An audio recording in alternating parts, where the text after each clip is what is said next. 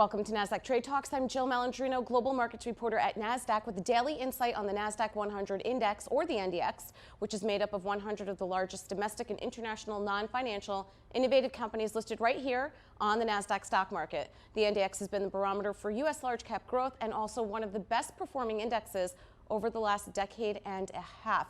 With just under 2 hours to go before the 4 o'clock New York close, let's take a look at our first chart today. The Nasdaq 100 is trading lower on the last day of October, but it looks like the index is going to get treats for Halloween based on its performance this month. You can see on the chart behind me just how we have had that significant move from the bottom of the chart all the way to the top of the right. Even though we are in the red today with Apple and Facebook beating on the quarter, we still finished October pretty well. The Nasdaq 100 and stocks in general, they continue to be focused on mixed U.S.-China trade headlines, a big rate rally, and softer U.S. and China economic data. U.S.-China trade still the most important issue for the market.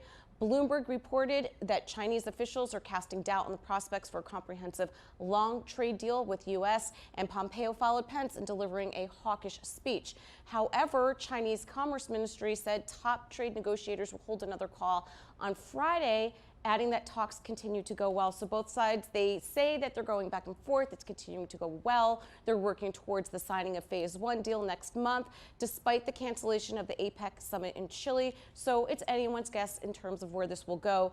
Good opportunity for trading, a little bit frustrating if you're trying to get a longer term view on the market. Let's move along to our next chart here. Now, after the close, one Nasdaq 100 constituent is set to report, and this is Mercado Libre. It's a Latin American payments specialist with its stock price tripling over the past 3 years and gaining more than 1,300% over the past decade. You can see that performance since it listed on Nasdaq nearly 10 years ago. It's been a great performing stock. So what we're going to be watching for this quarter is revenue growth, continuing profits as the company has made several investments to remain competitive with Amazon, and performance of payments. Now, we don't have any Nasdaq 100 companies reporting on Friday, but we will be watching the results of the October jobs report at 8:30 a.m. Eastern to further gauge the strength of the economy and the consumer. From the Nasdaq market site in New York City, I'm Jill Malandrino, global markets reporter at Nasdaq.